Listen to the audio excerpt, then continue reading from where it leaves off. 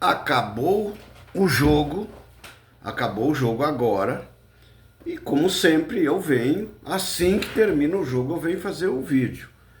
Então, vou fazer o vídeo aí, pedir pro pessoal, dê o like, se inscreva no canal, façam comentários, critique, faça tudo que tiver que fazer. E não sem antes pedir para que vocês dêem o like e se inscrevam, né? Mas assim, ó, vou ler a escalação e as trocas, tá? Saiu jogando com Rocher, Aguirre, Vitão, Mercado, Bernabé, Richard, Thiago Maia e Wesley, Carboneiro, Alan Patrick e Borré. Esse foi o time que saiu jogando. Depois entrou o Juninho no lugar do Mercado, entrou o Ronaldo no lugar do Richard, que se machucaram, esses dois saíram machucados ali. E aí depois o Ronaldo entregou o gol e aí depois o Roger trocou ele e colocou o Ricardo Matias. Tirou ele e botou o Ricardo Matias. E também saiu o Carboneiro e entrou o Tabata. E saiu o Borré e entrou o Valência. Essas foram as alterações. Os 5 que entraram, os 5 que saíram. Alguns machucados e outros porque não era nem para ter entrado o Ronaldo. A hora que ele foi colocar o Ronaldo, eu já cornetei, porque não é jogador para o Inter. Então, a minha visão é de quem não faz as coisas certas acaba enterrando. E foi o que aconteceu. Nós fizemos no Beira-Rio um jogo contra o Fluminense, um jogo tosco, um jogo vergonhoso. E aí fomos pro Maracanã, aí tava um jogo embatucado, mas quem tinha mais chance ainda era o Fluminense. E aí acontece do Ronaldo, que entrou no jogo, entregar a rapadura. E eles fizeram um gol. E aí terminou o primeiro tempo, volta pro segundo tempo, aquela coisa toda. E o que aconteceu? Aconteceu que eles deram a bola para nós e nós começamos a empilhar escanteio e tentar, mas não. E o Roger custa jogar com centroavante, né? Aí ele botou o cara lá quando já tinha. Quanto tempo de jogo tinha no segundo tempo quando ele botou o Ricardo Matias? Que era para ter saído jogando. Quando o Ricardo Matias entrou já não tinha mais o Carboneiro, já não tinha mais, sabe? Daí é complicado, bota o cara lá quando não tem jogada dos lados do campo mais. Não tem jogada para aproximação, não tem mais nada. Aí eu aposto com vocês uma coisa, que daqui a pouco, quando eles forem para a entrevista, eles vão chegar ali tentando justificar que hoje, porque o jogo, porque não sei o quê. Não, nós caímos fora no jogo no Beira-Rio. Porque aqui foi empate o jogo, né? Então, no Beira-Rio nós deveríamos ter ganho o jogo. Mas lá foi pior ainda a escalação dele. E a pior atuação também do Inter. Um jogo medíocre, um jogo tosco. Então tá, gente, eu vou dizer pra vocês assim, ó, eu tô com um monte de problema aí, de tanto ver o Inter perder e o Inter não ganha de mais ninguém e é se arrastando desde que terminou o Gauchão, o Inter só vem se arrastando em campo e ganha algum jogo, mas na maior tristeza do mundo para conseguir ganhar um jogo, sem futebol, sem mostrar nada.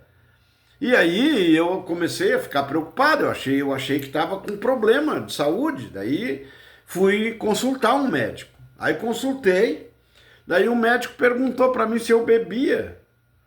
Daí eu disse assim, eu tomo cerveja. Aí ele pegou e disse assim para mim, não, a cerveja está proibida.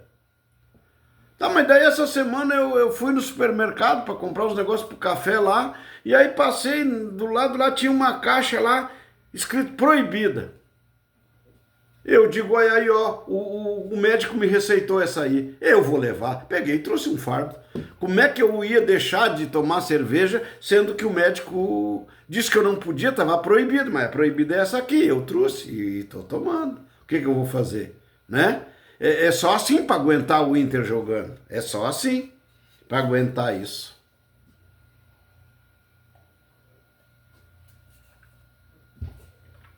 Eu vou te contar, né, gente? Eu não consigo mais ficar na frente da televisão sem tomar uma cervejinha olhando o Inter jogar, só bebendo para ver o Inter jogar. Porque aí pelo menos é uma satisfação. Tô tomando minha cervejinha, tá legal, mas assistir um jogo do Inter dói na alma. Dói na alma. Eu não aguento mais assistir jogo e ver, olha, daí o, as teimosias de um treinador que é teimoso, sabe? Eu não entendo. Eu não sei por que você está jogando com o Richard. Por que não entrou jogando com o Luiz Otávio? É da base, mas não importa. É um baita de um guri, um baita jogador, joga legal, coisa. Não ia pesar para ele jogar lá no Maracanã. Se o time tivesse bem ajustadinho, bem certinho, eu aposto que ele não ia fazer aquela entregada que o Ronaldo fez.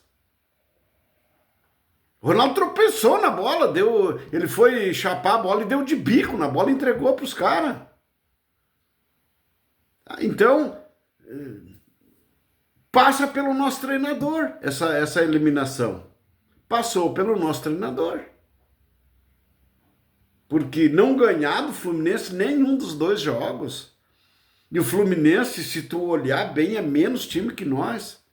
E um time com a véia arada lá, só uma caqueiragem lá, e os caras correm mais do que nós.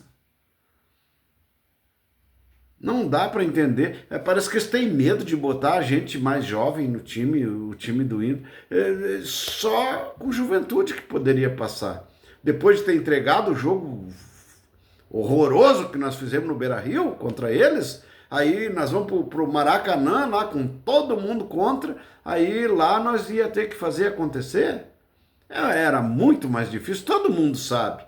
Que ir lá pro Maracanã jogar lá seja contra quem for lá no Maracanã, mas com todo torcedor a favor deles lá é muito mais difícil para nós.